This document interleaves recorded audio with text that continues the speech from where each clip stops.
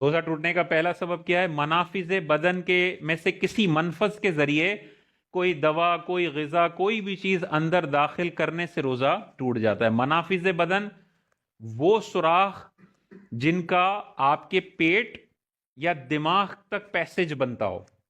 اب منفذ کیا ہے بھائی؟ منہ ہے، ناک ہے، آنکھ ہے۔ منہ میں کوئی چیز ڈالی، معدے تک اس کا تعلق ہے۔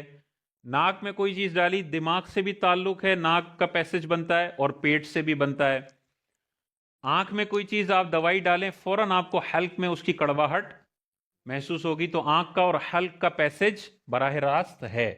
تو ان سوراخوں کے ذریعے کوئی بھی دوا، غذا، کھانا پینا، دھواں انٹینشنلی اندر لے کر جانے سے روزہ ٹوٹ جائے گا۔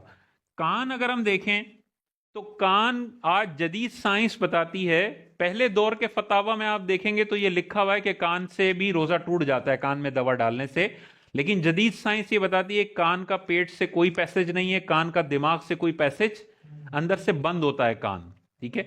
تو کان میں دوا ڈالنے سے نہ روزہ ٹوٹے گا نہ کوئی اور مسئلہ ہوگا۔ ہاں، کان کا پردہ پھٹا ہوا ہے کسی کا، تو پردہ پھٹنے کی وجہ سے وہ روٹ بن جاتا ہے، پھر دوا یا غذا اندر جا سکتی ہے۔ جس کے کان کا پردہ سلامت ہے وہ کان میں دوا ڈالنا چاہے تو ڈال سکتا ہے، اس سے روزے پہ کوئی فرق نہیں پڑے گا۔ اور یہ ان میں تب ٹوٹے گا جب روزہ یاد ہو۔ بھولے سے آنکھ میں دوائی ڈال لی، منہ میں قطرے ڈال لیے دوائی کے، اور پھر یاد آیا کہ رمضان ہے، تو بھولے سے ناک اور آنکھ میں دوائی ڈالنے سے کوئی فرق نہیں پڑتا۔ روزہ یاد ہو اور پھر آپ کوئی چیز اندر لے جائیں تو روزہ ٹوٹ جائے گا۔ اسی طرح وہ چیزیں معاف ہیں جن سے بچنے میں بہت حرج ہو، ٹھیک ہے؟ جیسے روڈ پہ آپ گھوم رہے ہیں، اتنا دھواں ہے، تو سانس کے ذریعے آپ دھواں اندر لے کر جا رہے ہیں، اس سے روزے پہ کوئی فرق نہیں پڑے گا۔ اسی طرح کوئی آٹے کی فیکٹری میں کام کر رہا ہے، تو آٹا گرد و غبار، آٹا اتنا اڑ رہا ہے کہ سانس کے ذریعے یقیناً وہ اندر جا رہا ہے، یہ معاف ہے، اس سے بچنا میں حرج ہے۔ تو ایسی جتنی چیزیں جن سے بچنے میں بہت حرج ہو وہ معاف ہیں۔ لیکن کوئی گاڑی کے جہاں سے دھواں نکل رہا ہے اندر جا کے کرتا ہے، تو اب اس نے جان بوجھ کے دھوئیں کو اندر لیا، یہ گاڑی کا دھواں اس کا روزہ توڑ دے گا۔ لیکن وہ ویسے کھڑا ہوا ہے، سانس لے رہا ہے، سانس لینا تو بند نہیں کر سکتا نا، تو سانس لے رہا ہے، اس کے ذریعے دھواں جا رہا ہے، مسئلہ نہیں۔ معلوم ہوا سگریٹ کا دھواں کوئی یوں کر کے کرتا ہے، ٹوٹ جائے گا، لیکن آپ سامنے کھڑے ہوئے، میں یوں کرتا ہوں اور آپ وہی سانس لے لیتے ہیں اندر، آپ کا روزہ، حالانکہ ایک ہی چیز ہے، میں نے بھی وہی دھواں اندر لیا، انہوں نے بھی وہی لیا، انہوں نے ان انٹینشنلی لیا، میں نے انٹینشنلی دھواں اندر لیا، میرا روزہ ٹوٹے گا، ان کا روزہ نہیں ٹوٹے گا۔ اچھا، یہ پہلی وجہ ہے۔ دوسری ہے خود پر غسل فرض کرنا، تو معلوم ہوا ازدواجی تعلق قائم کرنے سے دونوں کا روزہ ٹوٹ جائے گا، اور خود پر غسل فرض کرنے سے بھی روزہ ٹوٹ جائے گا۔ کسی بھی طریقے سے خود پر غسل فرض کر لیا تو فرض کرنے سے ہوتا ہے، غسل فرض ہو جائے خود بخود، آپ نے کیا نہ ہو تو روزہ نہیں ٹوٹتا۔ تو احتلام سے روزہ ٹوٹنے کا کوئی تعلق نہیں ہے، احتلام ہو جائے تو بس اٹھ کے غسل کر لیں، آپ کا روزہ قائم ہے۔ تیسرا ہے منہ بھر قے۔ الٹی سے، قے سے روزہ ٹوٹنے کے لیے 3 شرطیں ہیں کہ جب الٹی ہو رہی ہے اس کو روزہ یاد ہونا چاہیے، بھولا ہوا ہے روزہ اور 1000 الٹیاں کر لے، اس سے روزے پہ کوئی فرق نہیں پڑے گا۔ دوسرا، قے اتنی ہو کہ اس کو روکنا ممکن نہ ہو، اتنی پریشر سے جو قے آتی ہے نا، اس کو منہ بھر قے کہتے ہیں، کہ آپ روکنا چاہیں تب بھی وہ منہ سے نکلے گی، یہ منہ بھر قے ہوتی ہے، دوسری شرط۔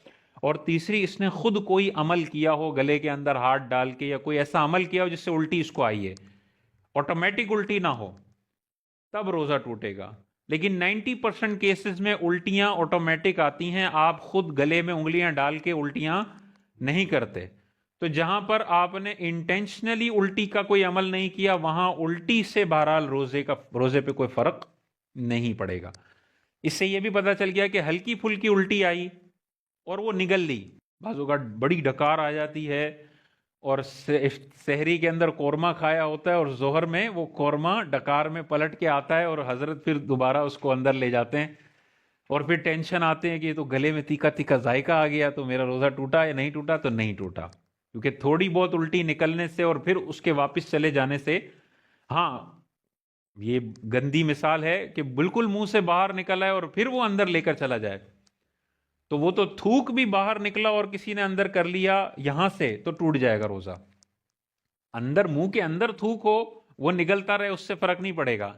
ہاں بہت زیادہ منہ میں تھوک جمع کر کے اس کو پی لینا یہ مکروہ لکھا ہے، لیکن اس سے بھی روزے پہ فرق نہیں پڑے گا. لیکن خدا نہ خواستہ تھوک باہر آیا اور اس نے اسے اندر لے لیا، اب روزہ ٹوٹ گیا کیونکہ یہ باہر سے کوئی چیز اندر لے کر جا رہا ہے.